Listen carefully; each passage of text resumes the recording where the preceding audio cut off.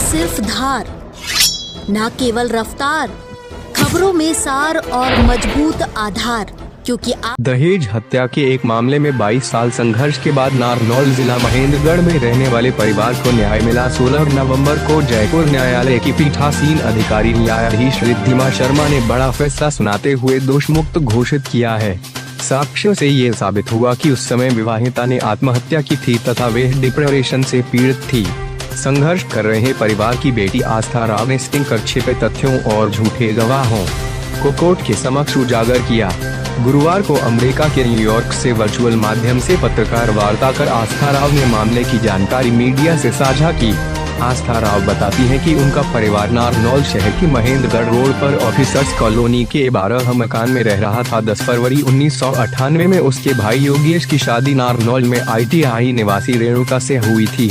Yogesh MBA करने के पश्चात जयपुर में केंद्र के NSSO विभाग में नौकरी के कारण जयपुर में थे तथा वहीं किराए के मकान में रेणुका भी उनके साथ थी। 16 जून 1999 को रेणुका ने फंदा लगाकर सुसाइड कर लिया।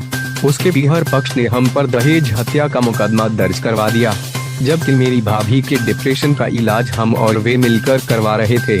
सास बिमला यादव भी इलाज के कारण मेरे भाई भाभी के साथ जयपुर में रह रही थी। 304 BIPC में 7 वर्ष के भीतर अप्राकृतिक मृत्यु को दहेज हत्या की अवधारणा के साथ जोड़ा है।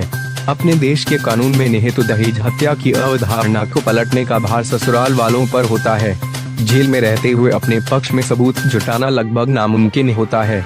यदि पीहर पक्ष का झूठ स्टिंग में उजागर नहीं होता तो इसी अवधारणा के कारण मेरी मां का निर्दोष होते हुए भी बचना मुश्किल था। इसलिए दहेज संबंधी कानून को संतुलित बनाना अत्यंत आवश्यक है।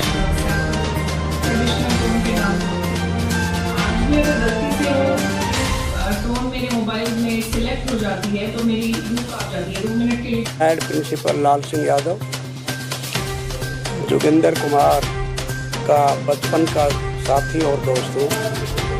हम बूजन फ्रेंड आपस में हैं। उनके साथ जो ये दुर्घटना हुई, उस सारी दुर्घटना का मुझे पूरा ज्ञान है। और ये जो 22 वर्ष के संघर्ष के बाद जो फैसला अभी इनके हक में आया है, उसके बारे में मैं ये कहना चाहूँगा कि झूठे केस में फंसाकर विपक्षी पार्टी ने इनको यातनाएं दिलवाई। जोगिंदर कुमार 4 वर्ष जेल में रहे, जमानत नहीं मिली, हाई कोर्ट में जाके जमानत मिली। उसके बाद बाहर आके, क्योंकि वो पहले भी डायबिटिक थे, और बाहर आके उनके अंग सारे फेल हो गए और उनकी मृत्यु हो गई। ऐसा पढ़ा लिखा एक सुशील परिवार, जिसमें हम इस बात को सोच भी नहीं सकते थे कि उनके विरुद्ध इस प्रकार का षड्यंत्र रच के उनको कोर्ट में फंसाया जाएगा। आज ये फैसला, क्योंकि बिटिया ने, आस्था राव जो इनकी जोगिंदर सिंह की बेटी है, उन्होंने स्टिंग ऑपरेशन करके इस झूठ का पर्दाफाश किया और सच को सामने लाई। और माननीय जस्टिस